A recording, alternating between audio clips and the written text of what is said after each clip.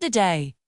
The day Emma heard the old man speak, she did not know her life was about to quietly change forever. It was just another ordinary afternoon, the kind that feels heavy even before something bad happens. Emma was only 10 years old, sitting alone on a wooden bench near the bus stop, hugging her school bag tightly like it was the only thing keeping her together. Her parents were arguing more often, her grades were slipping, and that morning she had heard a word she did not fully understand but felt deeply in her chest. Failure. She believed it was about her. That belief sat inside her like a stone, heavy and cold, and she did not know how to put it down. Across from her, an old man named Henry slowly lowered himself onto the same bench. His hands trembled slightly, not from weakness, but from time. His coat was worn, his shoes dusty, and his face carried lines that looked like they had been carved by years of thinking, worrying, hoping, and losing. Emma did not look at him at first. She kept staring at the ground, tracing invisible lines with her shoe, wondering why growing up already felt so painful. Henry noticed her silence, not because she was loud, but because she was too quiet. After a few moments, he spoke in a gentle voice that felt strangely safe. He asked her if she was waiting for someone. Emma shook her head. He asked if she was okay.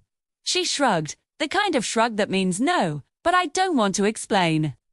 Henry smiled softly, not pushing, not forcing conversation, just sitting with her in the quiet. Before we go any further, if you enjoy real-life stories that quietly change the way you see yourself, the world, make sure to like this video and subscribe to MindShift Tales. These stories are here to remind you that small moments can create big changes, so stay with us. After a while, Henry spoke again. He said something simple, something Emma would remember for the rest of her life.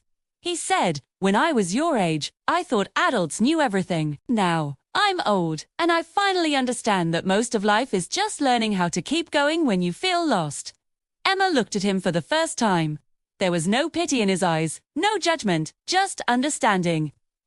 That scared her more than silence ever could. She asked him if he had ever failed. Henry laughed quietly, not a happy laugh, but an honest one. He told her he had failed more times than he could count. He talked about dreams that never worked out, people he lost, chances he missed because he was afraid. Emma listened closely. No adult had ever spoken to her like this before. They usually told her what to do, not what they felt. Henry leaned forward slightly and said something that felt like it was meant only for her. He said, "The biggest mistake I made was believing my worst moments defined me. They don't. They are just moments. They pass." Emma felt her chest tighten. No one had ever told her that feelings could pass. She thought sadness was permanent, like a label you get stuck with. The bus stop grew quieter as the afternoon light changed. Henry told Emma that when he was young, he wasted years trying to be who others expected him to be. He said he chased approval so hard that he forgot to listen to his own voice. By the time he realized it, decades had passed. He looked at Emma and said, "Promise me something. Don't wait your whole life to believe you matter." Emma didn't answer right away. Her eyes filled with tears she had been holding back for weeks. She whispered that she felt like she was disappointing everyone. Henry nodded slowly.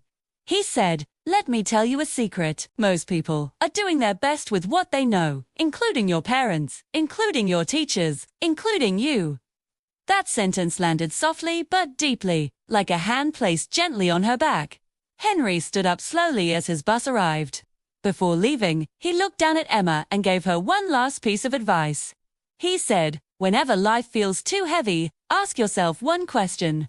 What is the smallest kind thing I can do for myself right now?" Then he smiled, waved, and stepped onto the bus.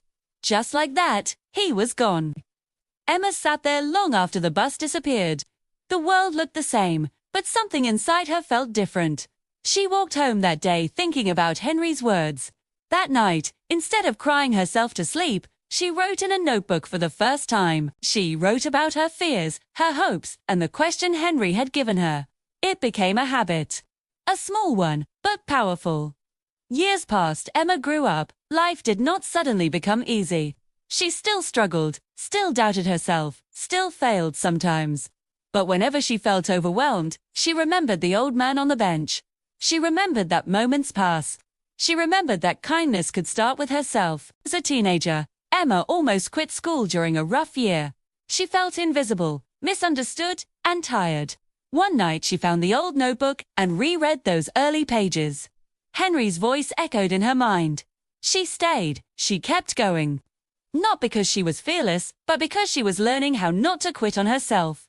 As an adult, Emma became a counselor for children.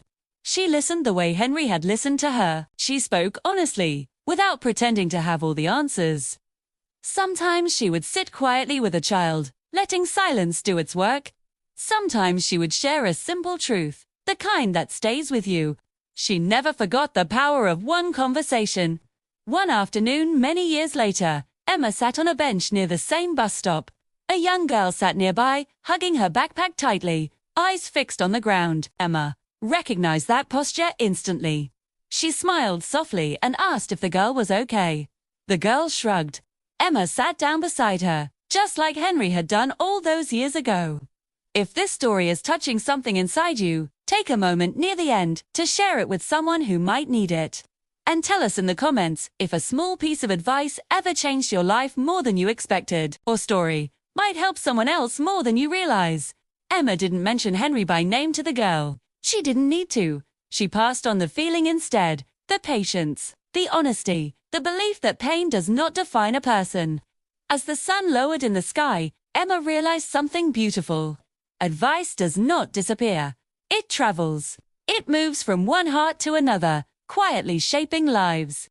And somewhere, in the invisible way that moments connect, Henry's words were still alive. Thank you for listening to this story on MindShift Tales. If it made you pause, think, or feel seen, don't forget to like, subscribe, comment, and share. Sometimes, the smallest advice reaches the deepest places.